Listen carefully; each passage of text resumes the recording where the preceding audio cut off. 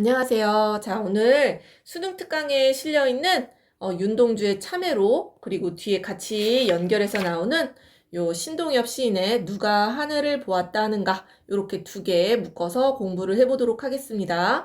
선생님이 지금까지는 좀 고전시 위주로 영상을 올렸는데요. 매주 이제 현대시 같이 공부를 해보려고 합니다. 현대시. 자, 윤동주, 우리 대한민국에서 윤동주 모르는 사람은 없겠죠. 그죠? 다들 한 번씩 들어봤을 만한 그런 시인이고요. 사실 수능에서도 굉장히 좋아하는 작가 중에 한 분입니다. 선생님이 알기로는 가장 최다 출제가 되신 분이 바로 윤동주예요. 최근에 2020년에도 바람이 불어라는 시가 나왔었습니다. 자, 이 윤동주 시는요, 기본적으로, 정서가 부끄러움에서 시작을 해요. 그래서 뭐 부끄러움의 미학이다. 뭐 요런 표현도 많이 쓰고요. 그죠? 이 자기 자신에 대한 어떤 부끄러움을 이제 기본으로 자아 성찰,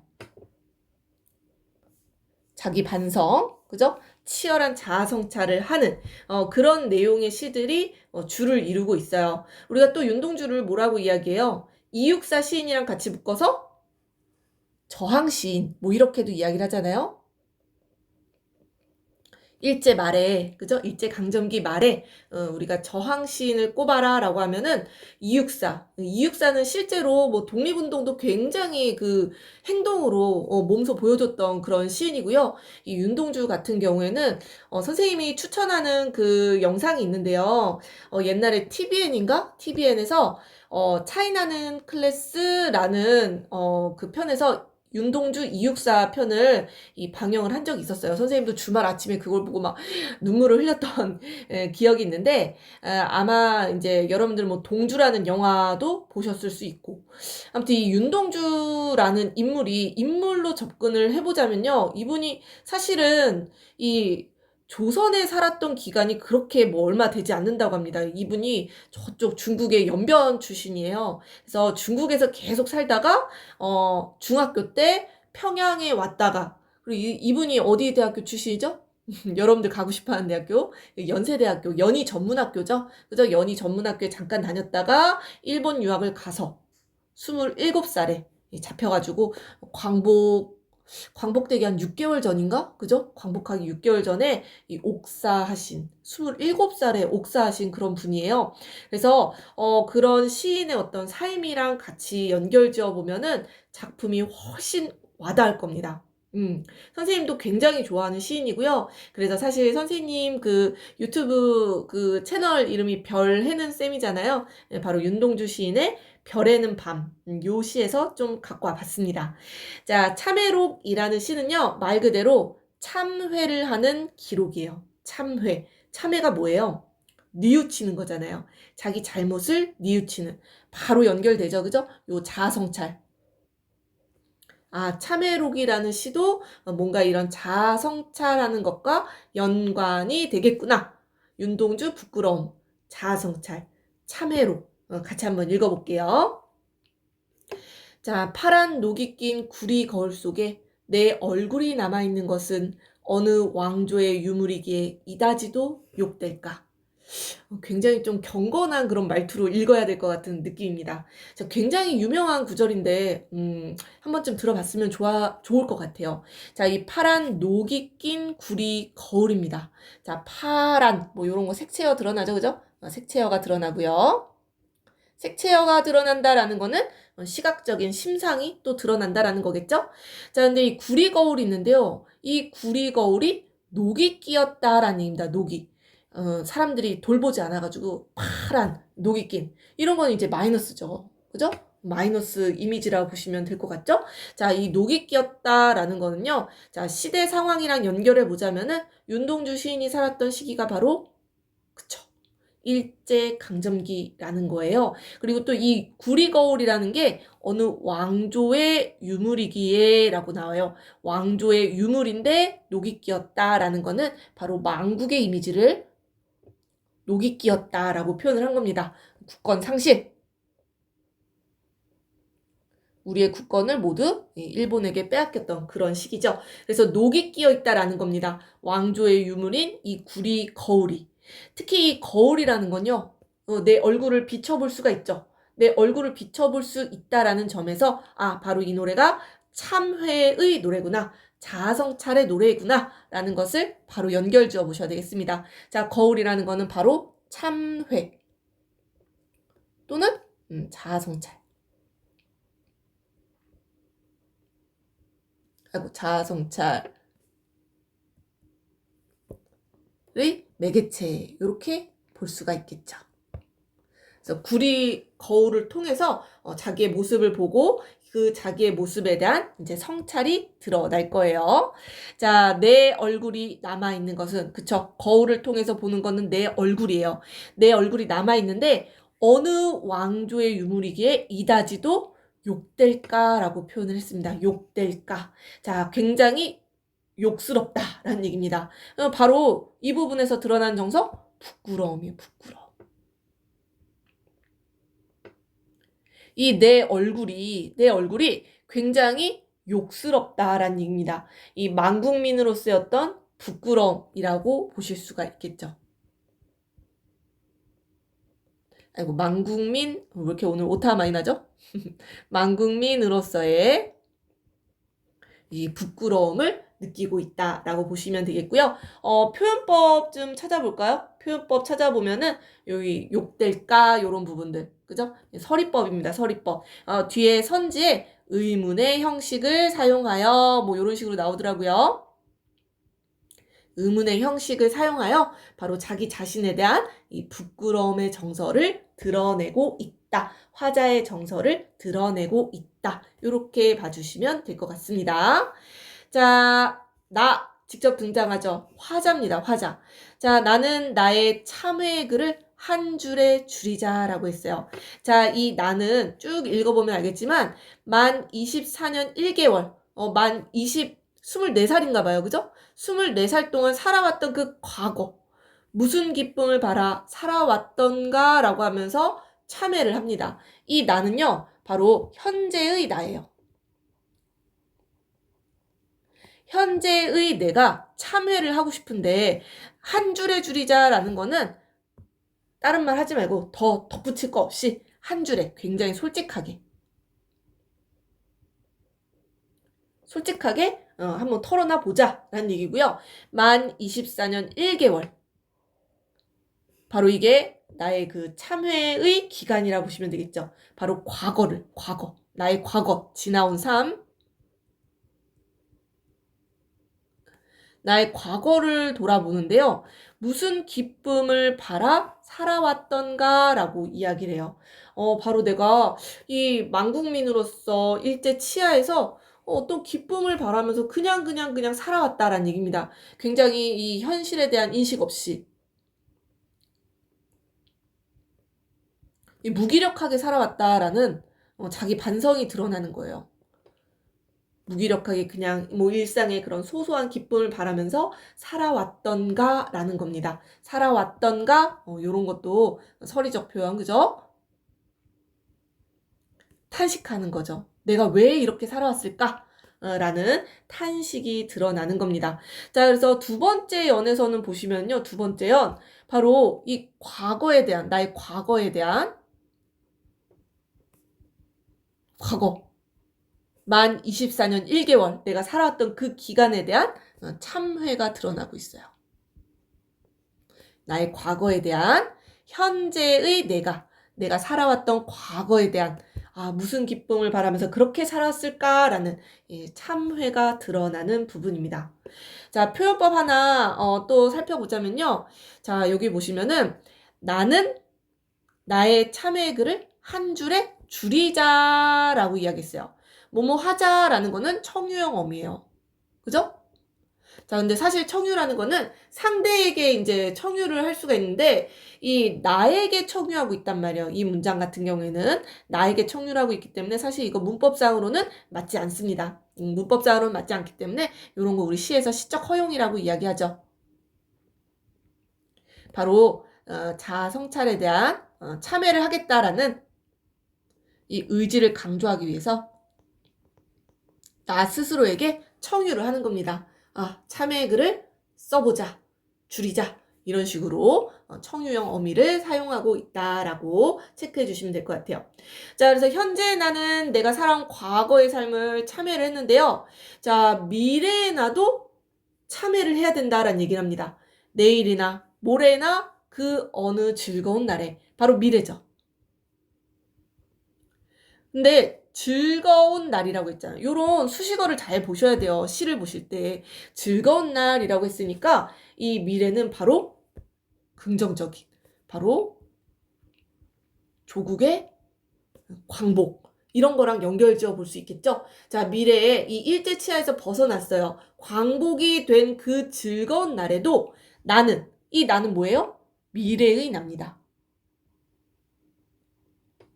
미래의 나는요, 또 한 줄의 참회록을 써야 한대요. 써야 한다. 당위죠. 반드시 뭐 해야 된다라는 얘기요. 그때에도, 미래에도 나는 참회록을 써야 한다라는 얘기입니다. 무엇에 대한 참회? 그때, 그 젊은 나이에, 바로 요거 얘기하는 거죠. 24살 때. 24살 때 왜 그런 부끄러운 고백을 했던가라고 이야기하네요. 그 부끄러운 고백이라는 거는 바로 이 현실에 대한 어떤 소극적인 대응, 이 무기력함을 의미합니다. 선생님이 아까 윤동주 처음 시작할 때 얘기했었죠. 이 윤동주 씨의 기본 정서는 이 부끄러움이에요. 부끄러움. 그래서 이 24살 때도 사실은 참회를 쓰면서 자아성찰을 했잖아요. 근데 그게 이제 미래의 내가 봤을 때 또 부끄러운 고백이 됐을 수 있다라는 얘기입니다. 이해되시나요? 미래의 나와 현재의 나가 등장을 하네요. 자, 그래서 바로 이 부끄러운 고백이라는 거는 바로 이 과거에 대한 참회를 이야기하는 거예요. 과거에 대한 참회. 자, 그래서 왜 그런 부끄러운 고백을 했던가라고 하면서 미래의 내가 바로 지금 현재의 나, 그죠? 현재의 삶에 대한 참회를 하고 있는 겁니다. 자, 주어가 헷갈릴 수 있죠, 그죠? 체크하시면서 보세요. 현재의 내가 아까는 과거를 참회했고요. 이번에는 미래의 내가 현재의 나, 24살인, 만 24살인 현재에 대한 참회를 드러내는 부분입니다. 자, 그래서 여기 보시면은 이 지금 현재도 참회가 필요하지만 이 즐거운 그 어느 날, 그 미래에도 참회가 필요하다라고 이야기를 해요. 그래서 여기서 이야기하고자 하는 거는 바로 이 참회라는 거는 어느 한순간에 끝나는 게 아니다라는 얘기입니다. 이 자아성찰, 참회라는 것은 계속해서 지속되어야 된다라는 것을 이야기하는 거예요. 지속돼야 되는 거. 과거, 현재, 뭐 요런 시간의 흐름도 드러나고요, 시에서. 자, 그래서 현재 지금 내가 할 일은요. 밤이면 밤마다 나의 거울을 손바닥, 발바닥으로 닦는 일입니다. 닦아보자라고 또 청유를 하죠. 그죠? 자기 자신에게. 자, 밤이라는 거는요. 어두운 밤. 바로 시대 상황을 이야기하는 거죠. 암울한 시대에 일제 치하입니다. 그죠? 완전 일제 거의 뭐 말 아니에요. 그죠? 1940년 뭐 그때쯤. 그죠?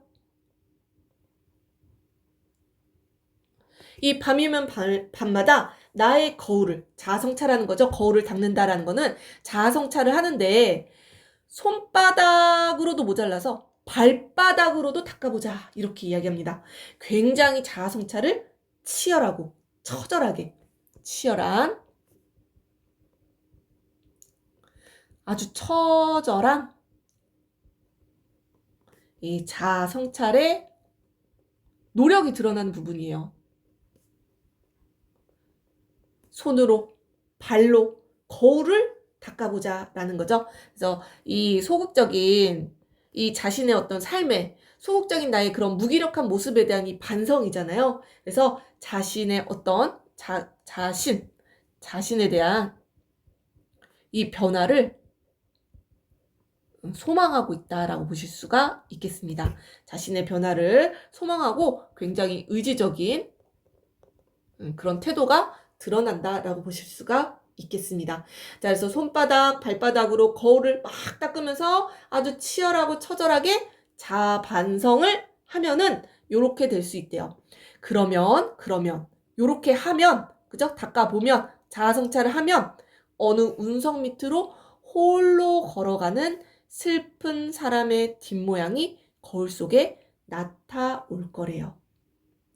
자, 마지막 부분 해석을 잘 하셔야 되는데요. 자, 이 운석이라는 거는 별똥별이에요. 슉 하고 떨어지죠.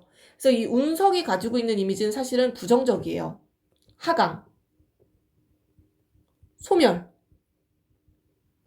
죽음, 요런 이미지랑 연결지어 볼 수 있거든요. 그래서 떨어지는 그 별 밑으로 홀로 걸어가는 슬픈 사람이 등장을 합니다. 자, 앞에 수식하는 말들을 잘 보라고 했잖아요. 혼자 걸어가요. 그죠? 그리고 슬퍼 보여요. 이 사람의 뒷모양이 거울 속에 나타나 온다라는 얘기입니다. 자, 이 사람은요, 바로 화자를 의미해요. 화자. 근데 어떤 모습이에요? 거울 속에 이제 나타날 그 화자죠. 미래의 모습입니다. 예, 미래의 모습이고요. 내가 이렇게 자아성찰을 치열하게 했을 때 도달할 수 있는 존재입니다. 오른쪽에다 써볼게요. 자, 요 부분. 자, 화자의 모습인데요. 바로 그냥 나타나는 게 아니고요. 바로 이 반성, 치열한 이 성찰을 통해야지만 도달할 수 있는 존재예요.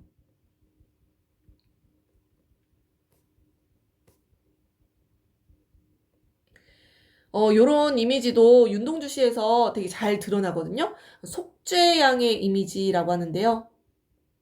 우리 기독교에서 이야기하는 예수의 이미지라고 보실 수가 있겠죠. 홀로 묵묵하게 걸어가는 슬픈 사람. 여기서 왜 슬프냐면요. 바로 홀로 광복의 어떤 미래를 이끌어내기 위한 어떤 자기 희생을 드러내는 거거든요. 자기 희생의 의지를 드러내는 그런 부분이라고 보시면 될 것 같습니다. 그래서 홀로 걸어가는 슬픈 사람의 뒷모습은 바로 자기를 희생하는 그런 모습, 속죄양의 모습이라고 보실 수가 있을 것 같아요. 이 윤동주 시인의 시 중에 십자가라는 시도 있어요. 십자가. 말 그대로 십자가에 못 박혀 돌아가신 그 예수의 모습처럼 자기 희생에 대한 어떤 의지를 노래한 그런 시입니다. 그 시에서도 마찬가지로 이런 반성, 자아성찰 이런 태도들이 드러나고요. 그래서 윤동주 시, 자 지금 우리 참회록이라는 시를 선생님이랑 같이 한번 봤고요. 윤동주 시의 다른 시들이 나오더라도 뭐 자화상이라는 시도 있고요.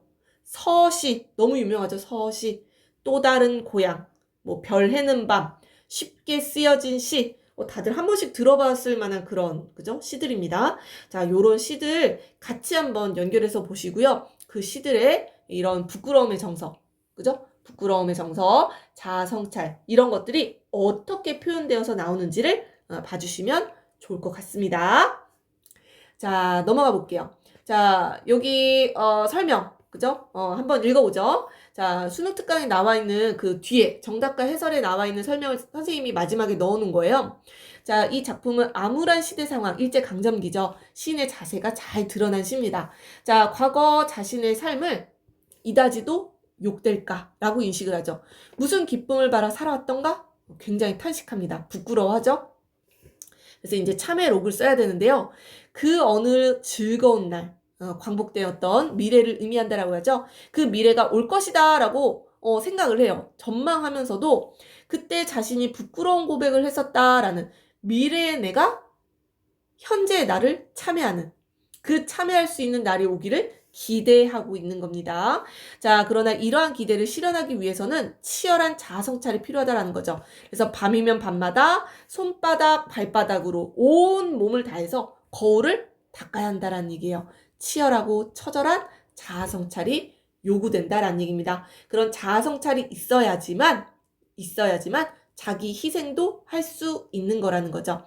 그래서 성찰의 결과가 홀로 걸어가는 슬픈 사람의 뒷모습일지라도 그죠? 그것을 다 알고 있어요. 다 알고 있지만 자기 희생을 감내하겠다라는 화자의 태도가 아주 잘 드러나는 시입니다. 자, 주제 체크해 보세요. 자아성찰을 통한 참회, 뉘우치는 거죠. 그리고 자기 희생의 의지를 노래하고 있다. 자, 시 정리됐을까요? 자, 윤동주의 참외록이었고요. 요거랑 같이 이제 연결된 게 신동엽의 누가 하늘을 보았다 하는가예요. 예, 시대 상황은 다르지만 어떤 시대 현실을 극복하고자 하는 의지를 다뤘다라는 점에서는 두 시를 묶을만 하죠. 이 시는 언제요? 60년대를 배경으로 하고 있습니다. 60년대. 60년대의 군부 독재. 그죠? 4.19 혁명 끝나고 나서 민주화가 이루어졌다 막 이랬는데 군사 쿠데타가 일어나서 다시 군사 정권이 들어서는 그런 시기죠. 그런 시기에 이 신동엽 시인 또 뭐 김지하, 김수영 들어보셨어요? 눈에 기침을 하자. 뭐 요런 시를 쓰셨던 분입니다. 다 수능에 나왔던 그런 시인데요. 이 신동엽 시인을 그래서 우리가 이 시대에 저항하는 그런 참여시를 지었다라고 해서 참여시인이라고도 부릅니다. 현실에 대한 어떤 참여, 인식이 드러나는 시를 썼다라는 거죠. 그래서 참여시인 하면은 뭐 김지하, 뭐 김수영, 신동엽 요런 시인들을 거론하기도 합니다. 신동엽 시인은 아주 예전에 94년에 수능에 한 번 출제가 된 적이 있었고요. 시가 그렇게 어렵진 않아요. 그렇게 어렵지 않고 신동엽 씨는 긍정적인 이미지, 부정적인 이미지 이렇게 대립적인 이미지를 굉장히 잘 사용하는 작가이기 때문에 긍정, 부정 이렇게만 나누어도 시가 거의 해석이 됩니다. 요 시도 중요하고요. 선생님이 예전에 문학교 가서 가르쳤을 때 종로 오가라는 시도 있어요. 굉장히 좀 길거든요. 종로 오가라는 시도 수능에 나올 법하고요. 이 시도 굉장히 유명하죠. 껍데기는 가라. 껍데기는 가라. 뭐 요런 시도 있고요. 산의 언덕에. 아까 윤동주 씨는 너무 많아가지고 그냥 막 말로만 설명하고 넘어갔는데 아무튼 신동엽 시인의 시를 조금 더 공부하겠다라고 하면은 요런 시 정도 조금 더 공부해 주시면 좋을 것 같습니다. 자, 누가 하늘을 보았다는가? 이 시에서 계속 반복되는 어떤 질문이거든요. 자, 첫 번째 1년에서부터 나오죠. 누가 하늘을 보았다 하는가? 자, 이 하늘의 이미지 누가 구름 한 송이 없이 맑은 하늘을 보았다는가? 수식어 보세요. 맑은 하늘이잖아요. 맑은 하늘. 자, 그랬기 때문에 이 하늘이라는 거는 긍정적인 어떤 상징성을 띠고 있는 시입니다. 이 하늘이라는 거는 화자가 지향하고 있는 그런 이미지고요. 여기서 지향하는 이미지는 뭐 좋은 거 다 갖다 붙이면 돼요. 뭐 자유, 또 민주주의, 민주화, 뭐 평화, 뭐 이런 거를 이제 이룬 그런 세계를 의미한다라고 보시면 될 것 같아요.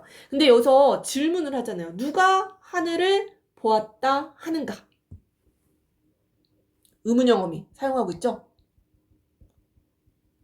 또는 뭐 서리법이라고도 할 수 있습니다. 자, 이 의문형 어미를 통해 뭐예요? 하늘을 본 사람이 없다라는 거예요. 없다. 그죠? 이 하늘을 제대로 된 어떤 자유, 민주, 평화 이런 것을 본 사람이 없다라는 거예요. 왜? 군부 독재시기이기 때문에. 자, 그래서 누가 구름 한 송이 없이 맑은 하늘을 보았다 하는가? 다시 한번 문장이 반복되고 있는 거 보이시죠? 요 부분만 빼면은 반복이잖아요. 그죠? 누가 하늘을 보았다는가? 그래서 반복되고 있고요. 좀 더 수식하는 말이 덧붙여졌죠? 점층되고 있어요. 반복, 점층.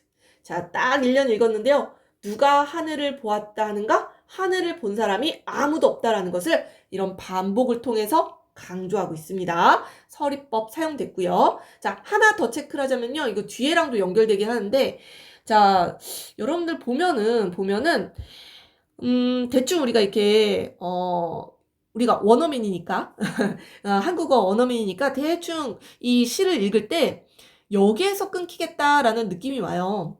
누가 구름 한 송이 없이 맑은 하늘을 보았다는가? 라고 했을 때 여기가 끊길 것 같지 않아요?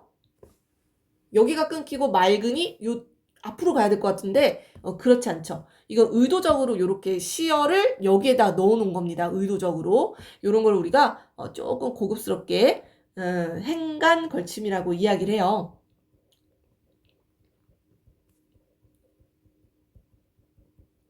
요거를 여기에다가 집어넣었어야 되는데 여기 행 사이에다가 걸쳐놨다라는 얘기입니다.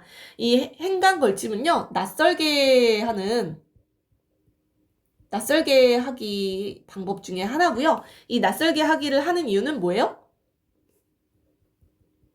이 시를 읽는 이 독자들, 그죠? 독자들로 하여금 주의를 환기시키기 위한 그런 방법이라고 보실 수가 있겠습니다. 주의 환기를 위해서 일부러 여기를 행을 나누지 않고 걸쳐놓은 거라고 보실 수가 있겠어요. 자, 딱 1년 읽었는데 너무 표현법이 많이 나오네요. 그죠? 자, 이 하늘. 이 플러스와 대비되는 마이너스가 등장을 합니다.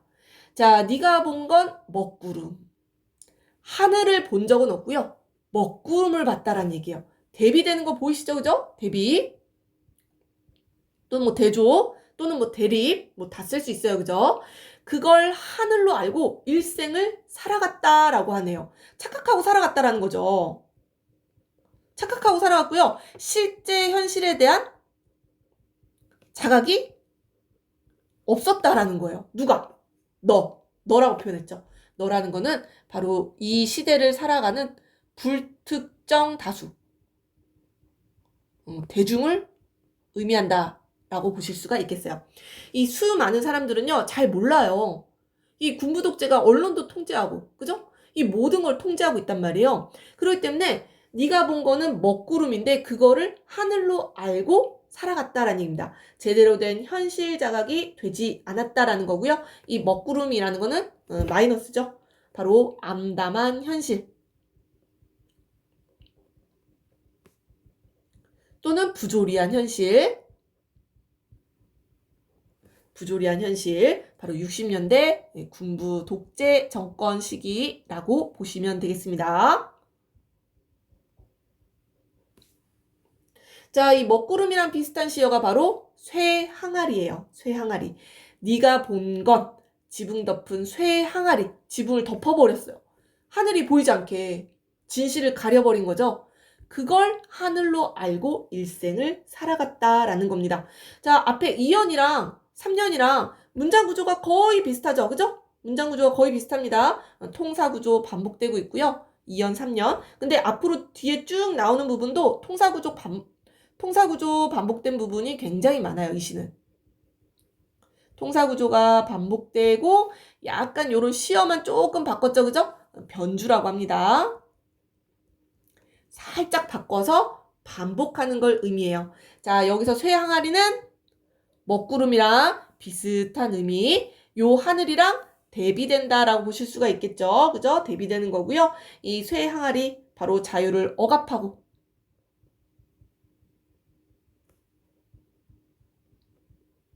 구속하는 이 외부 요인이라고 보실 수가 있겠습니다.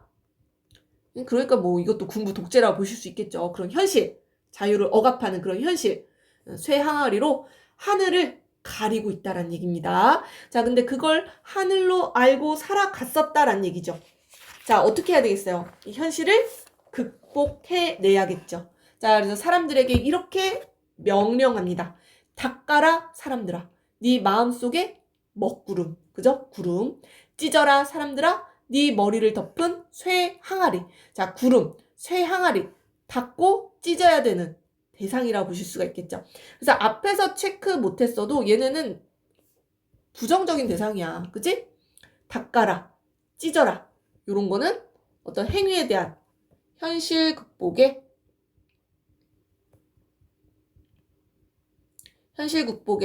행위를 촉구하고 있는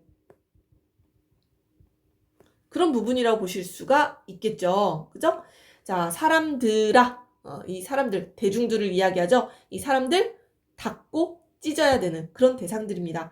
여기 뭐 표현법 찾아보자면 사람들아 부르고 있죠. 도노법도 사용이 됐고요.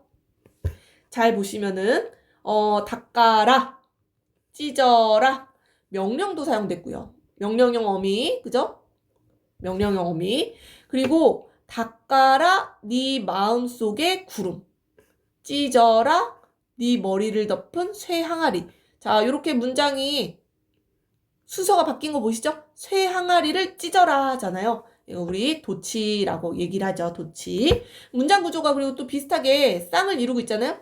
대꾸도 사용됐어요.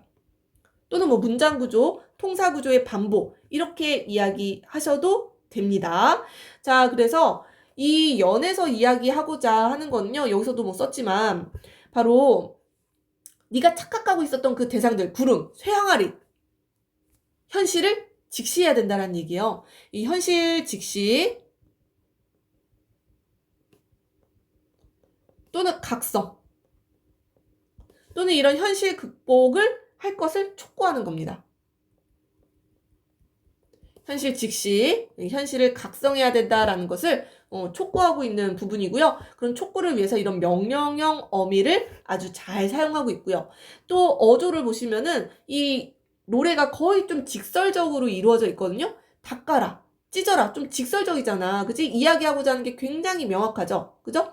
직설적이고 격정적인 어조로 이루어진 노래입니다. 맞죠? 그죠? 닦아라, 찢어라. 굉장히 직설적이고 격정적으로 자기가 요구하고자 하는 것을 이야기하고 있어요. 자, 계속해서 보시면은 아침 저녁 네 마음속 구름을 닦고 티 없이 맑은 영원의 하늘. 요 대비되는 거 보이시죠? 그죠? 앞에서 뭐 얘기했었으니까. 그죠? 자, 볼 수 있는 사람은 외경을 알리라 라고 했어요. 자, 이 하늘을 볼 수 있는 사람이라고 했잖아요. 이 하늘을 볼 수 있는 사람. 여기서부터 할까? 자, 구름을 닦고 맑은 영혼의 하늘을 볼 수 있는 자. 바로 이 사람은 바로 진정한 현실을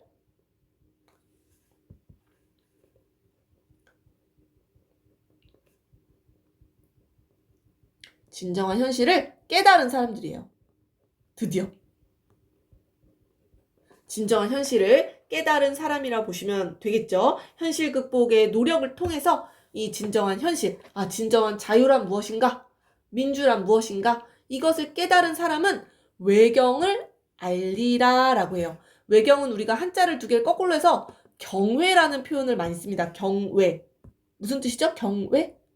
공경하면서도 두려워하는 거.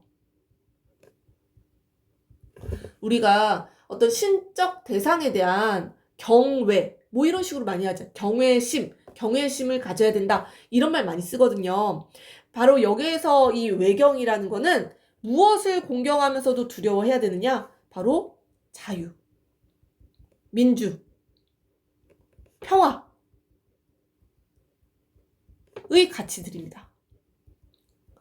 자유로운 거, 민주화 이런 거는 우리가 어떤 그저 얻기 어려운 그런 가치들이잖아요. 그래서 이런 가치에 대한 이 공경과 이 두려움, 항상 잃을까봐 두려워해야 하는 그런 마음을 알 것이다라는 얘기예요.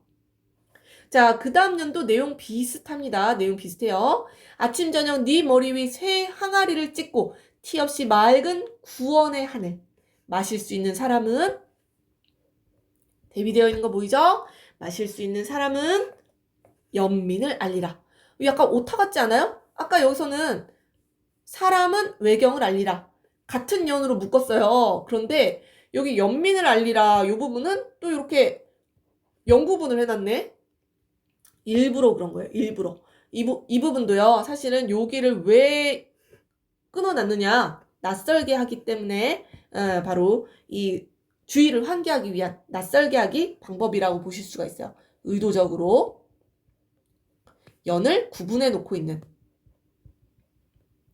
낯설게 하기. 우리가 이런 거를 뭐 시적 긴장감 뭐 이런 식으로도 표현을 하기도 해요. 의도적으로 연을 구분함으로써 주의를 환기한다, 낯설게 한다, 시적 긴장감을 주고 있다. 뭐 이렇게 여러 가지로 표현을 할 수가 있습니다. 자, 그래서 연을 구분해놨죠. 왠지 여기까지가 같은 연일 것 같은데 연민을 알리라. 연민이라는 건 누구에 대한 연민이겠어요? 연민은 불쌍하다라고 느끼는 거잖아요. 불쌍하다.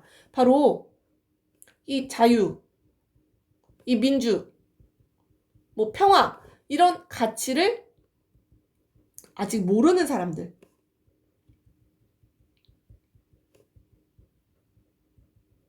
이 자유, 민주, 평화에 대한 이 가치를 모르는 아직까지 현실을 깨닫지 못한 그런 대중들. 그죠? 이 대중들에 대한 연민을 알 것이다라는 얘기입니다. 이 하늘을 구원의 하늘 마실 수 있는 사람은 그죠? 앞에 나와 있는 또 연이랑 비슷하게 통사 구조가 반복되고 있어요. 자, 그래서 차마 삼가서 발걸음도 조심, 마음을 아무리며 이 부분 묶어보면요. 굉장히 경건한 자세를 취하고 있죠. 삼가고 발걸음도 조심조심 그리고 마음을 막 졸이면서 경건한 자세를 가지고 서럽게 엄숙한 세상을 서럽게 눈물을 흘려. 자, 이렇게 비슷한 시어들 계속 반복되고 있는 거 보이죠? 이런 거 영탄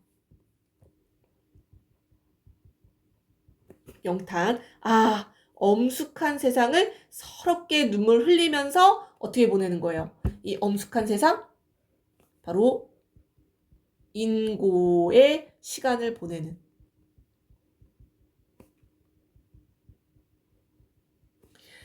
위에랑 연결 지어 보시면 되겠죠?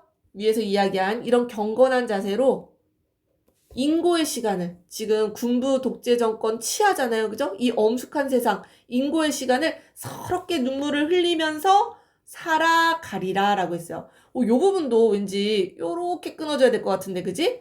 눈물 흘려 연구분을 해놨네. 이 부분도 마찬가지입니다. 의도적 연구분.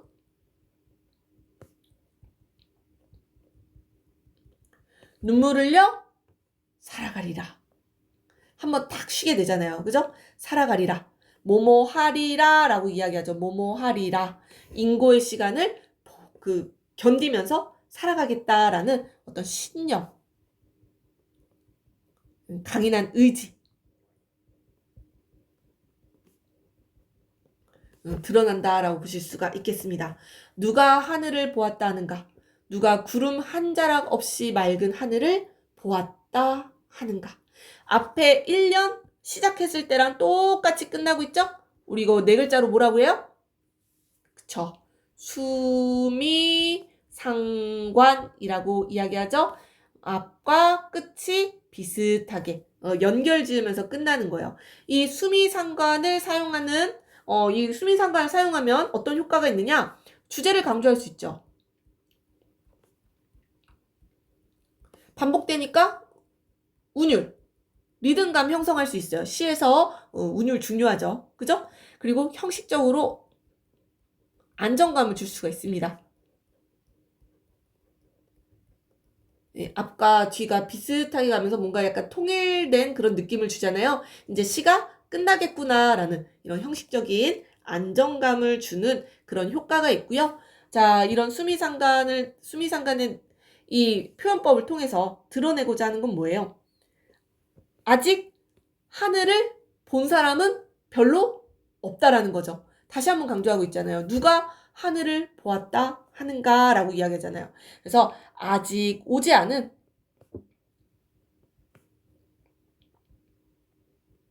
자유, 이 평화, 뭐 민주, 뭐 이런 이 미래에 대한 현실 극복 의지를 강조하고 있다. 수미상관 이런 반복을 통해서 아직 오지 않은 그런 미래에 대한 미래를 준비하기 위해서는 그쵸? 현실 극복의 의지를 강조하는 그런 내용으로 시를 마무리하고 있다. 이렇게 봐주시면 되겠습니다. 굉장히 문장 구조가 비슷한 문장 구조가 반복되고 있는 게 보이실 거고요. 살짝씩만 변주를 줘서 반복이 되고 있고요. 이런 대립적인 이미지를 가지고 있는 대립된 이런 상징적 이미지를 가지고 있는 시어들 계속해서 반복해서 드러납니다. 그러면서 이 현실에 대한 극복 의지를 노래한 게 바로 누가 하늘을 보았다 하는가. 자, 밑에 설명 빠르게 읽으면서 오늘 마무리 해볼게요. 자, 보시면은 암울하고 부조리한 현실에 대한 직시, 바로 군부 독재 정권 시기, 그 시기에 대한 어떤 직시를 통해서 잘못됐다라는 것을 인식해야 된다라는 거죠. 그래야지만 희망적 미래를 맞이할 수 있다라는 화자의 인식을 드러내고 있는 시. 자, 화자는 민중이 구속과 억압으로 상징되는 먹구름, 쇠항아리, 이것 때문에 하늘을 본 적이 없다라는 거죠. 누가 하늘을 보았다는가? 바로 이게 하늘로 착각하고 살고 있음을 지적하고 있어요. 그래서 구름을 닦아버려야 돼요. 쇠항아리는 찢어야 됩니다. 바로 현실을 직시할 것을 강조하는 거죠. 그래서 현실 직시를 통해서 진정한 하늘을 볼 수 있게 된다라는 겁니다. 자, 명령형 표현 뭐 닦아라, 찢어라, 또 뭐 서리적 표현 보았다 하는가, 뭐 이런 식으로 이야기하면서 단호한 의지를 드러내고 있고요. 1년 9연 그쵸? 수미 상관적 구조를 통해서 주제를 강조하고 있는 겁니다. 억압적 현실에 대한 이 올바른 인식, 현실 인식, 그죠? 그리고 현실 극복 의지, 이런 것들을 강조하고 있다라고 봐주시면 되겠습니다. 자, 주제 각자 읽어보시고요. 오늘 현대시, 수능 특강에 나와 있는 현대시, 신동엽의 누가 하늘을 보았다 하는가와 또 이 일제강점기의 어떤 현실 극복 의지를 노래한 바로 윤동주의 참회로, 부끄러움, 자아성찰. 자, 오늘 꼭 복습해 보시고요. 여기까지 하겠습니다.